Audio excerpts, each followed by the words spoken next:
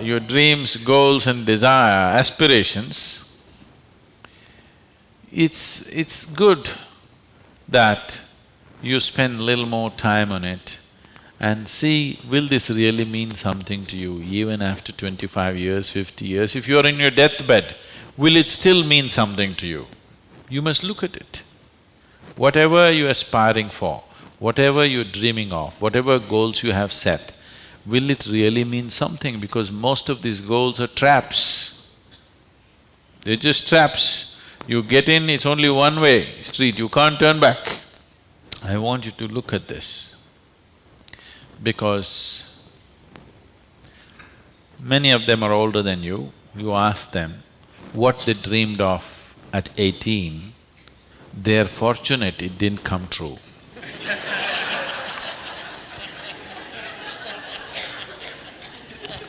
Yes or no? If everything that you desired and dreamed came true in your life, could you live with it? Fortunately, many of those things got filtered and never came true, isn't it? So, it will be very good if anybody of your age, if they want to decide and fix the goals of their life, it'll be very good if they take a break from all influence that's around them. Social influences, family influences, other influences, withdraw somewhere, that's why an ashram. Withdraw somewhere, sit down, meditate, bring yourself to a certain level of clarity and joy. When you're very happy and clear, you must decide. Not in desperation you set goals. Desperate goals that you set will mean a lot to you at that moment. Tomorrow morning you look, you don't know why you're tangled up with it. So, it'll be good. If you're fixing your life, it's best that you do it when you're very, very peaceful, happy and clear-headed, isn't it? Not influenced by anything around you, simply by yourself. Sit and decide what is it that you really want to become in your life. What is it that will be of enduring value for you, not for somebody else, for you. And you don't have to build a personality for that, you strive for that. The necessary persona will come. You must understand what a personality is. The word personality comes from the word persona. Persona means in Greek or in Latin, I'm sorry, is a mask. This is a mask that they used to use in old theaters. Now, the same people will be playing many roles. Let's say Ramayana is happening. You have to play Rama's role also and Sita's role also and Lakshman's role also. For everything there's one mask. You hold this mask and speak like Rama, keep it down. Hold this mask and speak like Sita, keep it down. Hold this and speak like Hanuman and keep it down. This is how the plays were done. So it is those masks which were referred to as persona. So personality means you held a mask and mask got stuck to your face, you couldn't pull it out. That means you have a personality. Personality is something that people are trying to develop because they have no sense of being. Instead of the real thing, you're trying to concretize the fake thing. If you are in touch with your being, why do you want a personality? It's not necessary. You can be a different kind of personality in different places. You are actually already. Or are you stuck with one personality? Some people who are simplistic in their head have only one personality. Others have different personalities in different areas of life, isn't it? If you had seen me before like 1999, that is before the consecration of Dhyanalinga, I was a completely different kind of person, okay?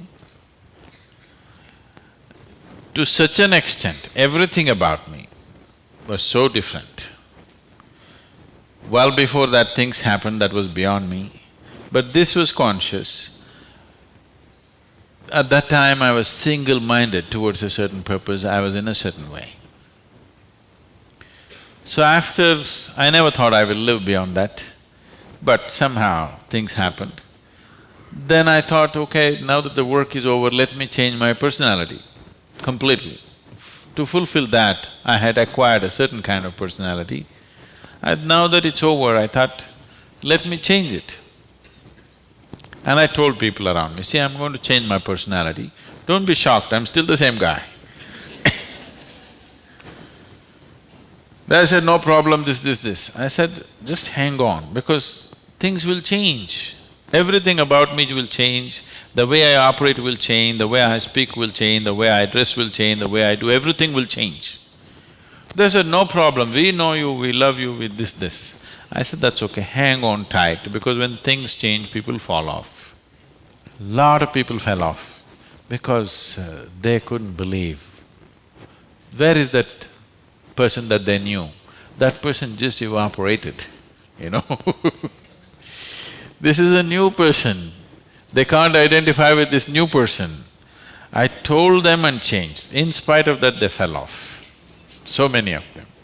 So many of them who were very dear to me and very close to me, they fell away because I changed so dramatically. And I told them I'm going to change because one phase of work is over, now it's time to change my personality. The way I look, the way I dress, the way I speak, the very way I am, everything about me. I even changed what food I like. I changed my personality, so I thought I'll change my food also. So personality is something that you have taken on, but you have become so unconscious about it that you think it's for real. You're asking how to develop, that means you're making it up, right? Another word for developing is making up, isn't it? You're making it up. Make it up whichever way is suitable for your kind of activity, but you must be able to keep it down. If it gets stuck to your face, then it becomes misery. Then all suffering will come to you. You can take on any kind of personality, but when you want to keep it down, you must be able to keep it down. There was a sage. He was so wise. People went to him and crowds gathered. Then the king went to him and the king saw such a wise man should be in his court. So he told the sage, you must come and become my chief minister, because a wise man like you shouldn't go waste sitting under a tree. You must be useful for the people. The sage said, see, that's fine, but I have a condition. You must give me a room in your palace where I will spend every day 1 hour.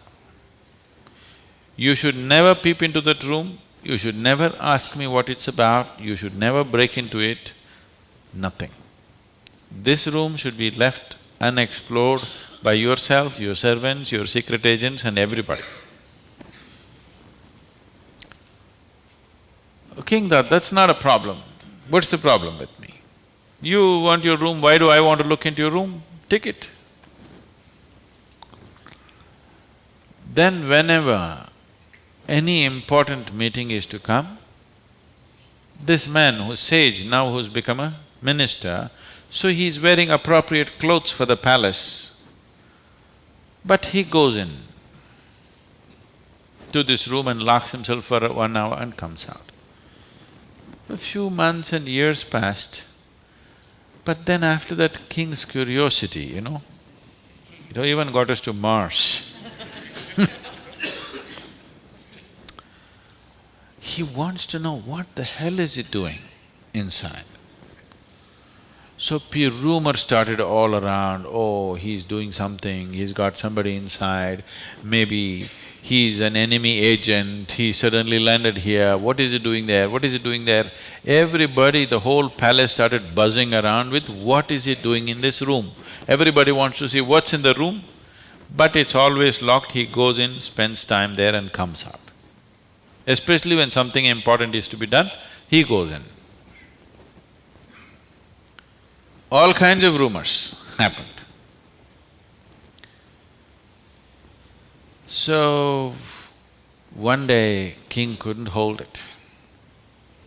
King asked this man, "I want to see what's in that room." He said, "Well, there's a promise you've given me. If you break the promise, I will leave." So he contained it. He doesn't want to lose the man. He's too wise. And then his other courtiers started talking, "How can you allow this? We don't know what's happening inside. It could be dangerous, it could be this, it could be that." One day when he was not there, they broke open the door and went inside. They looked around, the room is empty, no furniture, no nothing, just empty room. They looked, nothing. Then what does he do here? Then in one corner they saw very, worn out clothing hanging there and a begging bowl. They went. They couldn't make out what this is. Then he came in. He said, "Well, you wanted to see, you have seen." The king asked, "What do you do here?" He said, "Whenever I want to make any important decision, I come here, wear my worn-out clothes and sit with a begging bowl, clearly, that I don't want to be caught up with all the things of the palace. I want my wisdom not to be lost in these clothes and in this jewelry and in this stuff. So I come here, wear those clothes, sit with my begging bowl, make the decisions and then come out. Now you've broken the promise," and he left. So, this is what meditation is for you. Every day when you sit, you strip yourself down.